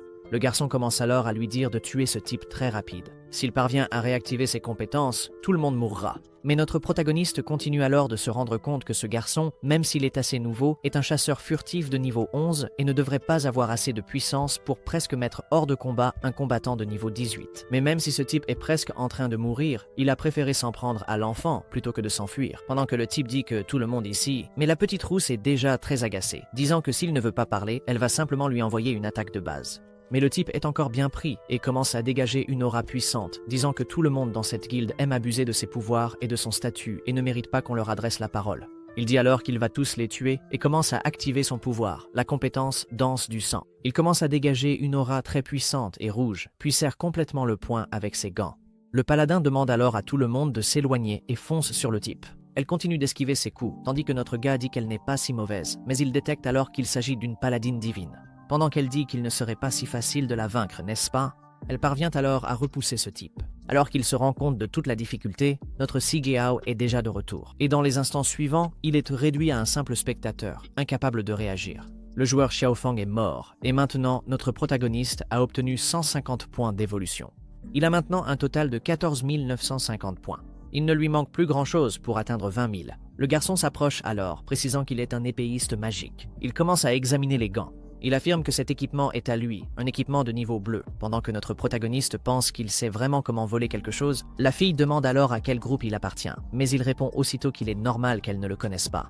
Il se met alors à courir, demandant à tout le monde de le suivre, tandis qu'elle ne sait pas où il veut l'emmener. Il continue de courir et, en chemin, il ne cesse de penser que s'il n'avait pas été là, il serait probablement parti de la base et tous les efforts qu'ils avaient prévus et mis en œuvre seraient partis en fumée. La rousse demande alors qui est son chef, et il répond qu'il s'agit de la chauve-souris fantôme. Cette chauve-souris fantôme a récemment gravi un échelon, aidant le maître de la guilde à accomplir certaines missions. Elle demande s'il est dans les parages ou s'il erre sur le territoire de la vallée, mais ce gamin se met à rire aux éclats, disant qu'ils attendaient là depuis de nombreux jours, tandis que quelque chose commence à couler sur le casque de notre protagoniste. Il lève alors les yeux et voit un joueur en train de supplier qu'on le tue. Il ne veut plus jamais rejouer à ce jeu. Les joueurs qui tombent dans un piège ne peuvent plus ouvrir la fenêtre de statue. Autrement dit, cela signifie qu'ils ne peuvent pas quitter ce jeu. C'est comme une torture sans fin. Ils ne peuvent ni mourir ni quitter le jeu. Ils commencent alors à dire qu'ils sont arrivés sur les lieux pendant que la rousse commence à se faire vraiment piéger. Après tout, ce gamin prépare quelque chose. Elle commence à voir plusieurs pièges disséminés là-bas, ainsi que plusieurs personnes qui y sont tombées. Mais tous les pièges ont été fabriqués par ce garçon, et il y a plusieurs personnes là-bas qui ne sont pas encore mortes, certains demandant qu'on les laisse partir, et d'autres suppliant qu'on les tue, disant que la guilde des chasseurs de tigres est sans pitié et ne mérite rien. Le garçon commence à rire en disant que ce terrain de chasse est le champ qu'ils ont planifié et créé. La rousse commence à être très inquiète. Ce garçon chasse les joueurs. C'est un véritable PK. Il se vante en disant que tout le monde là-bas a laissé des provisions derrière eux ainsi que des armures, et qu'il s'est simplement servi. De plus, il n'a tué aucun des joueurs. S'il meurt, ils pourront raconter aux autres joueurs ce qui se passe ici, et tous ses efforts seraient réduits à néant. C'est pour cette raison qu'il ne pouvait tuer personne, mais la rousse commence à être très en colère. Ils utilisèrent des enfants pour baisser la garde des joueurs et ainsi les tuer. Elle demande alors si le maître de la guilde sait ce qu'il fait, mais avant que le garçon ne puisse répondre, quelqu'un intervient et dit « Toi, fleur d'anaconda, pourquoi as-tu enlevé ton casque ?» Parce qu'il sait qu'elle déteste que tout le monde sache qu'elle est une femme. C'est le membre de l'équipe Ghost Bad, le léopard des ombres. Ce léopard remarque que la cape que porte le nécromancien est assez chère et demande d'où ils l'ont tue. Mais l'instant d'après, notre protagoniste commence à dégager cette aura menaçante et lève son épée. Il se rend vite compte qu'il s'agit d'un épéiste magique et il est très effrayé, affirmant que cette guilde ne veut pas attaquer. Après tout le monde ici appartient à la guilde des tigres, ils sont frères. Mais c'est ce qu'il dit, alors qu'en réalité il pense que cette épéiste magique est très rapide, tout en se disant que cette fleur d'anaconda a trouvé des membres très intéressants pour former un groupe avec elle. Elle dit simplement que maintenant qu'il sait, il vaut mieux pour lui de garder ses distances. Elle continue de penser que Rich Cute est vraiment incroyable. Après tout, elle reste évanouie mais continue de contrôler son invocation, ou alors elle fait juste semblant d'être évanouie. Puis une personne apparaît en disant qu'il a vraiment réussi à tuer ce combattant. C'est le patron du garçon. Pensez-vous que le patron est content du garçon ? Non. Il gifle alors le garçon à la bouche en lui demandant s'il est très fier, n'est-ce pas ? Jusqu'à présent, il n'a rien réussi et il aurait laissé ce type s'échapper. Le garçon continue de s'excuser et maintenant il devrait les ramener. Paladina la rousse lui demande si le chef de la guilde sait ce qu'il fait, mais il répond simplement « Chef de guilde ? Ah, aucune chance ». Il n'écoute que les ordres de son grand frère, la chauve-souris fantôme. Il demande alors si cette fille a été envoyée ici pour aider à défendre le territoire de la vallée, n'est-ce pas ? Mais elle attrape alors le col de sa chemise et se lève. Eh bien, il ne comprend pas pourquoi elle est en colère. Il essaie alors de l'attraper, mais elle le repousse rapidement, demandant pourquoi elle est en colère. Ils viennent juste de capturer quelques joueurs. Le gars continue de dire que toutes les équipes présentes dans le territoire de la vallée suivront les ordres de son grand frère, la chauve-souris fantôme. Cela vaut aussi pour elle. Il dit simplement que cela a plus ou moins à voir avec le donjon caché dans le territoire de la vallée. Si elle ne veut pas être expulsée de la vallée, il vaut mieux qu'elle les suive jusqu'aux profondeurs du domaine central du territoire de la vallée. Il continue alors plus profondément dans la forêt et une fois arrivée, elle devra chercher la chauve-souris fantôme. Il trouvera une nouvelle mission pour leur équipe. Hanrado commence alors à crier, annonçant qu'ils ont amené des visiteurs. Ils commencent alors à remarquer qu'il y a beaucoup de monde sur place et que la plupart ne sont que des enfants spécialisés dans le pillage. Il s'agit d'un type de camp spécialisé dans la chasse aux joueurs. Il observe ensuite que plusieurs enfants portent de nombreux sacs. Un système émet alors plusieurs notifications indiquant que la santé est très faible. Il vaut mieux rester vigilant. À l'avenir, ces jeunes-là deviendront probablement tous des pilleurs, des bandits. Mais le gars remarque alors que la petite rousse a l'air vraiment mal en point, mais il se contente de dire qu'ils ne sont que des orphelins et qu'ils doivent gagner un peu d'argent. Donc, ce qu'ils font, c'est simplement de la charité. C'est ce qu'il dit, non? Cette guilde du tigre utilise des enfants contre les joueurs et on dirait bien que cette guilde profite des failles du jeu. Après tout, il a été lancé il n'y a pas longtemps. Les enfants continuent d'empiler les corps là-bas, mais ils ne sont pas morts. Et en plus de l'équipement, ils parviennent aussi à récupérer des provisions et à s'assurer que l'endroit ne soit pas abandonné. Ce camp a probablement été installé à cause de la mission cachée, mais personne ne sait encore en quoi consiste cette mission secrète. Pendant que la petite rousse continuait de crier en disant que si ce type la touche encore, elle l'enverra à la base et qu'ils doivent continuer à les suivre. Après tout, ils ne connaissent pas vraiment assez d'informations pour activer la mission qui est cachée. Et il continue d'observer la rousse qui est très étrange, mais elle a immédiatement dit qu'elle allait bien et qu'elle se souvenait de l'accord qu'ils avaient passé. Mais la rousse ressent bientôt que c'est la première fois qu'elle est réconfortée par une invocation. Regarde, elle dit alors à ce petit squelette qu'ils se retrouveront à l'intérieur du camp pour recevoir leur nouvelle mission et, déjà à l'intérieur du camp, tout le monde se rend compte que celle qui est là, c'est la fleur d'Anaconda et sans le casque, les gens présents ont entendu qu'il s'agissait d'une femme et regarde, elle est vraiment mignonne. Certains là-bas commentent que cette femme a réussi à casser le nez du chef, le fantôme chauve-souris lui-même, mais elle a frappé le gars au visage, le faisant abandonner immédiatement. Les gars continuent de dire que si cette femme avait accepté de rejoindre le groupe du fantôme chauve-souris, elle ne serait pas une vassale aujourd'hui. Je me demande si elle a enlevé son casque juste pour voir le fantôme chauve-souris. Et ils commencent à rire. Elle rougit beaucoup tandis que les gars continuent de dire que peut-être ce fantôme chauve-souris la veut pour son harem. Et ils continuent à parler de son passé, qu'elle a grandi dans un orphelinat et que son frère est aussi un... Ces gars-là sont vraiment méchants pendant qu'elle continue d'entendre tout ce qu'ils disent. Un petit squelette parvient alors à comprendre la situation, ce qui lui donne une vision et l'empêche de tolérer que des enfants soient exploités par cette guilde. Quelqu'un l'appelle alors et lui dit qu'il a quelque chose à lui dire. Il sait qu'elle vient d'un orphelinat et qu'elle ne s'entend pas très bien avec le fantôme chauve-souris, mais il va quand même lui donner un conseil. Ce fantôme chauve-souris est un type plutôt mauvais et elle devrait simplement mettre la priorité de la guilde en premier. Ils ne sont pas non plus très contents que les orphelins travaillent là-bas, mais c'est une occasion rare de gagner de l'argent. Et si elle cause des problèmes à ce camp, personne ne l'aidera, et elle ne pourra pas non plus obtenir ses fournitures. Mais elle peut avoir une partie de cet équipement, donc elle est censée rester calme. Elle dit qu'il a raison, et baisse la tête. Ce jeu n'est pas différent de la vraie vie. Il y a beaucoup d'inégalités. Elle regarde alors le squelette et dit qu'à partir de maintenant, il s'appellera Vache laitière. C'est eux qui ont mis ce nom-là, et aussi un squelette là-bas, il va s'appeler Singe électrique. Bon sang, cette femme ne sait vraiment pas choisir les noms, n'est-ce pas? Ils décident alors d'entrer et à l'intérieur de cette cabane, il y a un homme très étrange qui commence à baver. Le type commence à dire qu'elle est censée faire son travail et qu'ensuite il trouvera quelqu'un pour soigner toutes ses blessures et lui donner aussi un bon équipement pour qu'elle puisse partir. Ce type est vraiment un porc dégoûtant. Il se rend alors compte que la fleur Anaconda est là et ne comprend pas pourquoi elle a enlevé son casque. Elle a seulement entendu dire qu'il distribuait des quêtes, tandis que lui est tout content qu'elle soit son genre, mais elle ne lui accorde aucune attention. Même si ce type est le patron, elle n'accepte aucun traitement irrespectueux et lui donne un coup de genou en plein ventre. Elle n'est venue que pour discuter de choses importantes et non pour trouver un petit ami, mais ce porc sans honte continue de dire qu'elle frappe vraiment fort. C'est pour ça qu'il l'aime encore plus. Ce type a vraiment l'air d'un masochiste, non? Elle ne comprend toujours pas pourquoi ce type trouve ça si bien de se faire frapper par elle, mais il se contente de dire que protéger ce camp est désormais sa nouvelle mission. Un peu plus loin de la forêt, il y a un camp. Si elle atteint ce camp, elle verra des grottes dans le territoire de la vallée et son nouveau travail consiste à empêcher les autres joueurs d'entrer dans cette zone. Elle demande alors pourquoi, mais il répond simplement qu'il ne peut rien dire. Elle demande alors si le maître de guilde sait qu'il utilise des enfants et il répond simplement qu'il le sait. En fait, c'est lui qui a tout planifié. Un gars commence alors à lui sourire et lui demande si elle n'a pas hâte de monter en grade et de pouvoir s'occuper de ses frères, n'est-ce pas? C'est maintenant la chance qu'elle a tant demandé à Dieu. Il lui tend alors la main, lui propose de le rejoindre pour gagner un peu plus d'argent et lui assure qu'il ne lui en voudra pas du tout pour lui avoir cassé le nez auparavant. Il lui demande alors de l'épouser. Ce type est vraiment dérangé, alors elle attrape simplement le col de sa chemise et le soulève en disant que s'il continue à dire des bêtises, elle l'enverra à la base, peu importe qui il est. Mais il répond simplement que tous les objets présents doivent être envoyés au maître de la guilde et que si elle interfère avec ses plans, elle aura des ennuis. Après tout, le maître de cette guilde n'accorde pas tant de valeur à sa vie.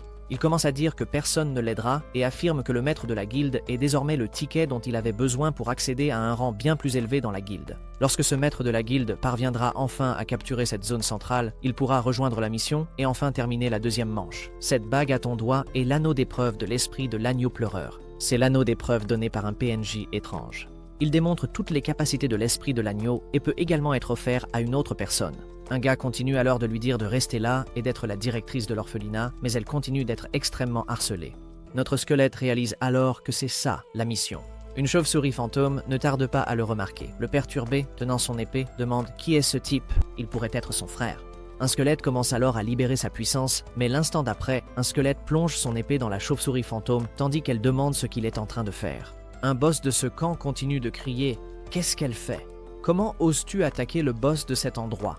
De toute façon, elle ne pourra pas sortir d'ici vivante. Mais le squelette pense que ce type utilise une sorte d'accessoire. Il a réussi à lancer son attaque et à s'en sortir vivant. Il commence alors à activer l'orbe d'ombre de magie noire dans sa main et la lance vers notre protagoniste, lui disant de retourner à la base.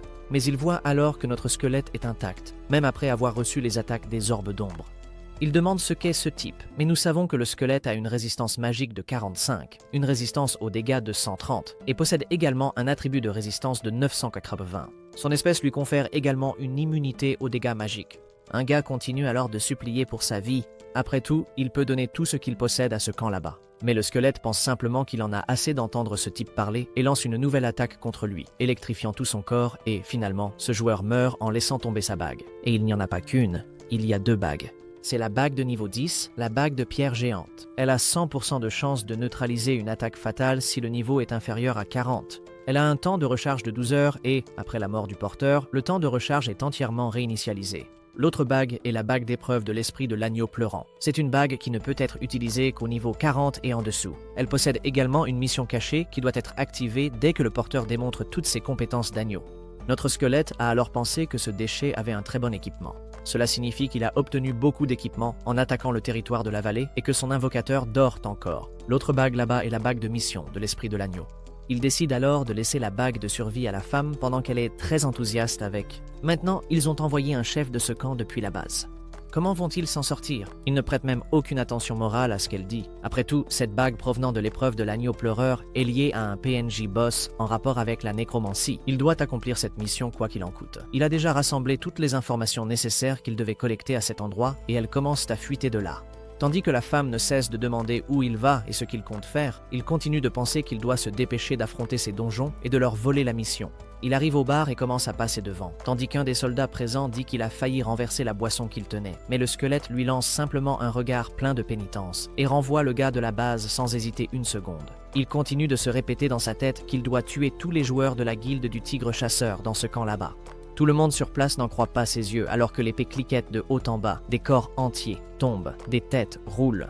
Ils ne comprennent toujours pas pourquoi tout ce remue-ménage. Ils continuent d'accumuler des points.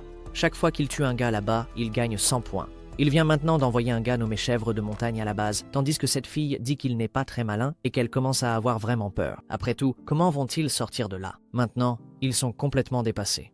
Pendant qu'ils pensent que tous les joueurs présents sont en gros de niveau 14, tous de classe basique, il n'y a même pas de paladin ou de mage. Un groupe de débutants, qui ne représente aucune menace pour lui, décide alors de les attaquer tous en même temps. Un gars frappe alors sur la table, en disant qu'il a choisi le mauvais endroit pour se venger et dit à tout le monde de se lancer à sa poursuite. Il remarque rapidement que ce paladin fait partie de l'équipe Anaconda Flower et qu'il ne veut aucun équipement. Il va maintenant donner 2 choix à notre paladin. Le premier choix, c'est qu'il laisse tout son équipement et se déconnecte maintenant. Mais le second, et avant même qu'il n'énonce le second, notre petit protégé est déjà tout prêt, son épée imprégnée de pouvoir obscur, envoyant ce type à la base. Il n'existe pas de lundi. Tout le monde là-bas ne cesse de dire que ce gars d'Anaconda Flower ne peut pas se contrôler. Apparemment, ils essaient de se rebeller. Tout le monde décide alors d'attaquer ensemble, fait aussi appel aux archers pour du soutien et demande de capturer ce type vivant, mais le protagoniste s'en fiche. Il préfère un combat au corps à corps. Si tout le monde là-bas peut l'attaquer en même temps, il ne pourra pas s'échapper aussi facilement. Cela signifie qu'il pourra utiliser son tonnerre. Il y a un archer derrière lui, il le savait déjà. Après tout, sa compétence d'investigation était activée. Les archers commencent alors à tirer plusieurs flèches dans sa direction. Il attrape alors l'un des soldats présents et l'utilise comme bouclier pour se protéger, ce qui pousse les autres à dire qu'il utilise la foudre sur son épée. C'est un épéiste magique, et ces épéistes magiques n'ont pas de capacité à longue portée, mais c'est bien ce qu'ils pensent, non? Notre protagoniste voit déjà que tout le monde essaie de garder ses distances avec lui, mais cela ne fonctionnera pas. Il commence alors à activer son armure d'os, le brassard en forme de flèche, et vise immédiatement un archer qui était protégé à l'arrière-plan. Il va d'abord s'occuper de tous les archers une fois qu'ils auront tous révélé leur position. Il continue ensuite à drainer les PV de son ennemi avec toutes ses flèches d'os. Il a déjà utilisé un total de 7 flèches, il lui en reste donc 43. Les gens présents ne comprennent pas comment un épéiste magique peut encore avoir une capacité à longue portée. Un tank s'avance alors en disant qu'ils doivent vaincre ce type, quoi qu'il en coûte. Ils décident ensuite de réduire l'espace de mouvement du protagoniste pour qu'il n'ait plus le choix. Le tank commence alors à avancer, mais le squelette renverse rapidement une table, bloquant la vue du tank. Le tank fonce alors sur la table, la brisant complètement, tout en déclarant qu'il ne se laissera pas sous-estimer aussi facilement. Mais après avoir brisé la table, Jin Xiang trouve l'ouverture dont il avait besoin. Ce paladin magique est vraiment rapide. Il a découpé ce tank avec une grande facilité. En pensant que ce type portait une armure très lourde, même à un niveau très bas, cela signifie qu'il n'a pas une grande vitesse, ce qui le rend extrêmement lent et faible. Un autre était basique et maintenant il a obtenu 100 points supplémentaires. Il a réussi à tuer une douzaine de joueurs à lui tout seul. Personne ne comprend depuis quand cette équipe Anaconda Flower compte des gens aussi forts dans ses rangs. Pendant ce temps, Jin Xiang dit qu'il va pouvoir gagner beaucoup de points d'évolution très facilement ici. L'un des gars présents demande s'il s'agit d'un combattant à distance avec des dégâts magiques, peut-être que cela vient d'une classe cachée, non ? Un autre arrive alors en souriant, disant qu'il ne semble pas être d'un niveau si élevé, mais qu'il a beaucoup d'expérience, n'est-ce pas? Il a attaqué les faiblesses du joueur très facilement, affirmant qu'il est plus un tueur que le tueur présent ici. C'est l'équipe d'élite qui appartient au vice-maître de guilde de Vipère, Yung Xiang, qui a tous les avantages puisque ses attributs surpassent largement ceux de ces gars-là. Mais même s'il a l'avantage, le niveau de ces types est très élevé. Les gars activent alors leur pas de vitesse, l'augmentant de 20%, et attaquent notre bien-aimé épéiste magique. Ces deux-là sont extrêmement forts et ne pensent qu'au butin ou à l'argent qu'ils obtiendront en battant ce gars, et en plus d'être forts, ils se battent vraiment comme une équipe d'élite. Un gars félicite alors le protagoniste en disant que, malgré toute sa vitesse, il continue à encaisser les coups très efficacement, tandis que Yung Xiang continue d'analyser leurs mouvements. Leurs mouvements ne sont pas très précis, mais ils restent d'un niveau élevé. Il décide alors d'en finir très rapidement. Après tout, il doit encore activer le Spa In, l'esprit de l'agneau pleureur pour passer une sorte d'épreuve de sélection. Après avoir terminé cette épreuve, il pourra invoquer un esprit d'agneau et sera en mesure de franchir l'emplacement désigné. Cela signifie qu'il y a un boss d'un niveau extrêmement élevé à l'intérieur qui surpasse largement les monstres de ce territoire, et une fois qu'il sera activé, tous les monstres à proximité verront leur niveau augmenter considérablement, et tous les membres de cette guilde, Tiger Hunter, seront complètement perdus. Le niveau des monstres va augmenter considérablement. Cela signifie que la seule façon de faire monter cette jauge est de combattre des monstres. Alors que le tueur présent ne comprend pas à quelle classe appartient ce type, notre protagoniste ne pense qu'à éliminer les monstres. Cela signifie que l'esprit de l'agneau n'est pas le but ultime de cette mission. L'objectif final, c'est le boss mort-vivant de niveau 99, la grande maîtresse des os, Veronica. C'est elle la véritable architecte de cette mission pour les joueurs, et quiconque parviendra à la terminer ne gagnera pas seulement de l'équipement et des objets, mais recevra aussi des parchemins de changement pour la classe cachée des morts-vivants. C'est une classe très spéciale, mais à qui conviendra-t-elle? Au protagoniste, la chance de cette femme est aussi assez incroyable. Toute cette équipe là-bas n'a pas réussi à obtenir cette mission. Pendant qu'il réfléchit, les autres pensent déjà que ce bretteur magique est très fort et extrêmement intelligent, car il esquive certains coups. Un gars pense que le paladin est en train de jouer avec eux. Ils décident alors de prendre une potion de renforcement. Après tout, ils sont en train de perdre le combat. Ils augmentent ainsi leurs statistiques d'environ 20% pendant 1 heure. Ce camp là-bas est un peu grand, ce qui signifie que l'esprit de l'agneau a dû déjà visiter ce territoire il y a environ 1 semaine. La guilde du tigre chasseur tue des monstres pour augmenter la jauge de contemplation, mais cette méthode est incroyablement lente, même si apparemment la jauge doit être presque pleine. Il n'a alors plus assez de temps pour continuer ce combat-là et décide d'aller immédiatement dans la région centrale. Un gars dit alors à tout le monde d'utiliser une capacité à longue portée s'ils en sont capables, mais personne n'a encore de capacité à longue portée. Un gars se met alors à crier, disant que des potions, des flammes, des dagues, des cocktails Molotov, n'importe quoi qui peut infliger des dégâts ferait l'affaire. Nos protagonistes restent maintenant encerclés, pensant que leurs compétences et leur vitesse ont beaucoup augmenté, ce qui signifie qu'ils ont pris la potion de renforcement. Un des protagonistes ne voulait pas utiliser de points d'évolution. Il essayait de les économiser pour le combat contre le vice-maître de guilde de niveau 30, mais il ne pouvait pas perdre trop de temps. Les deux parviennent alors à toucher nos protagonistes, l'un par derrière et l'autre par devant, tandis que les autres joueurs présents commencent à lui lancer des grenades. Partout, des explosions retentissent à cause des nombreuses grenades, et l'endroit se remplit de poussière et d'odeur de poudre. Nos protagonistes sont-ils morts? Je ne pense pas. Mais un tueur là-bas dit qu'il l'a poignardé, donc cela signifie qu'il doit être mort. Mais quelque chose ne colle pas, n'est-ce pas? Il ressent alors une sensation qui a fait évoluer la compétence Frappe de tonnerre. Frappe de tonnerre a alors atteint le niveau 10 et il a débloqué la branche de compétence Corps foudroyant. Notre protagoniste l'a déjà envoyé dans sa tombe. Il a son épée plantée là et dit à tout le monde de s'enfuir. Comme le gars le remarque, il a des os sous son armure et il n'est vraiment pas humain. Et Jin Xiang pense que, maintenant, c'est à son tour de retourner à la base, tandis que le gars continue de crier ce qu'il est. Pendant ce temps, notre nécromancien continue de recevoir de plus en plus d'expérience. Sans comprendre ce qui se passe, elle se réveille au milieu de tout ce chaos. Larousse commence bientôt à lui crier dessus. Pourquoi compte-t-elle continuer à dormir? Qu'est-ce qu'elle veut faire? Cette guilde de chasseurs de tigres va envoyer des milliers de personnes là-bas pour les traquer, mais elle reste simplement hors ligne. Elle ne comprend rien. Après tout, si l'invocateur se déconnecte, qui contrôle cette invocation?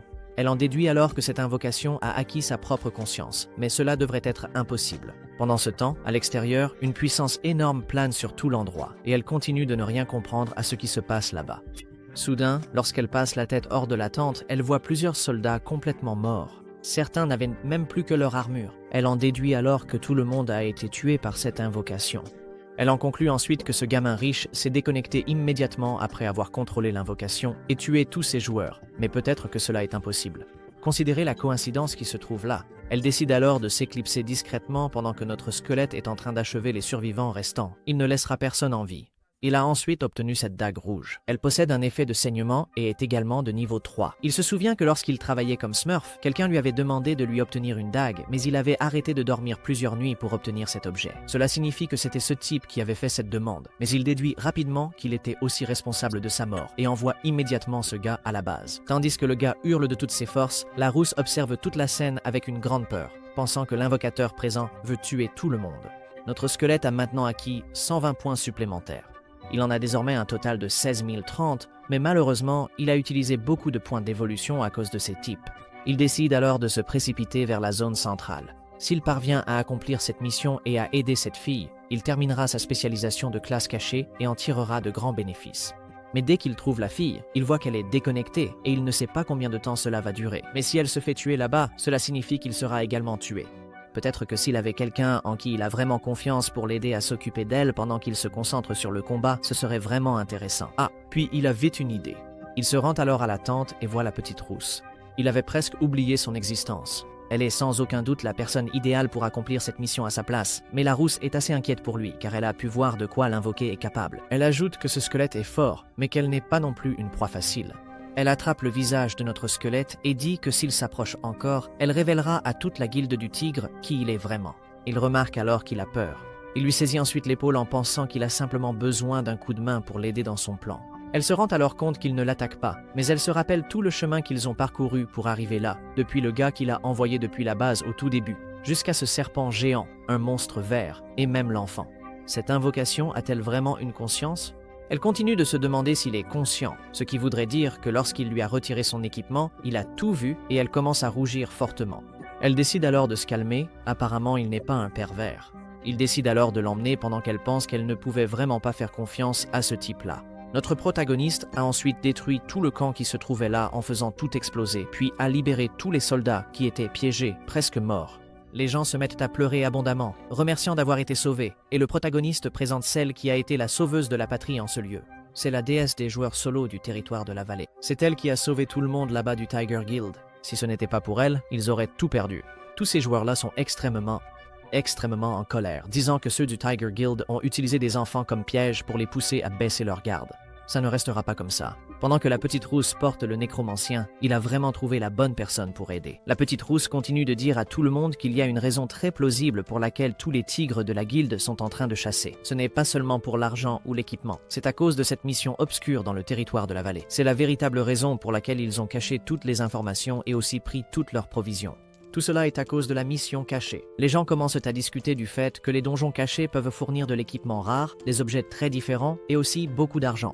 C'est pour ça que ces types utilisèrent des tactiques aussi sournoises, et ceux-là savaient déjà ce que les tigres préparaient, mais la plupart de leurs forces sont en train de chasser des monstres dans la zone centrale en ce moment. La sécurité autour de toute la vallée est donc assez faible. C'est leur chance de s'échapper et de retourner à la ville principale, mais apparemment, personne ne veut partir d'ici. Après tout, ils sont sur le point d'activer la mission cachée, mais ils n'ont ni argent, ni armes, ni rien du tout. Comment vont-ils pouvoir participer à cette mission ?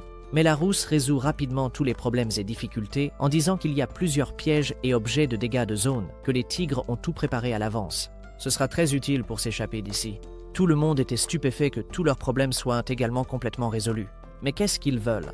Ils vont être sauvés. Ils ont obtenu la liberté, de l'argent, des armures, de la nourriture. Tout ce dont ils avaient besoin se passe bien. Il y a aussi du poison là-bas, il y a des grenades, il y a de la corde, il y a tout ce dont ils ont besoin. Le plan du squelette a été un succès. Alors que tout le monde est plutôt content, un type qui semble être un assassin vêtu d'une armure paraît assez méfiant, mais le protagoniste décide simplement de s'éloigner. Tout le monde décide alors de prendre quelques objets et de disparaître chacun de leur côté, afin d'éviter qu'un grand groupe ne soit complètement piégé, et ils décident aussi de tuer tous les tigres de la guilde présents. La rousse a alors dit qu'elle avait accompli la mission comme le squelette le lui avait demandé. Le plan de notre protagoniste était de faire en sorte que tous les joueurs solo perturbent fortement la guilde des tigres chasseurs. De cette façon, il peut se cacher à la vue des tigres chasseurs sans leur laisser assez de temps pour le remarquer. Elle continue de penser que ce gamin riche est plutôt intelligent, mais ce qu'elle ne croit pas encore, c'est que lorsque l'invocateur est hors ligne, l'invocation peut tout de même continuer à suivre les ordres de l'invocateur. Elle ne comprend toujours pas, n'est-ce pas? Maintenant, elle ne peut plus retourner auprès de la guilde des tigres car ce serait trop risqué. Donc, inévitablement, elle va devoir rester dans ce groupe. Son plan va-t-il réussir? Elle continue de demander au petit squelette pourquoi ils prennent le chemin le plus long. N'était-il pas pressé? Mais avant qu'elle ne termine sa phrase, le squelette lui attrape déjà la tête, la baisse et lui dit de se mettre à couvert.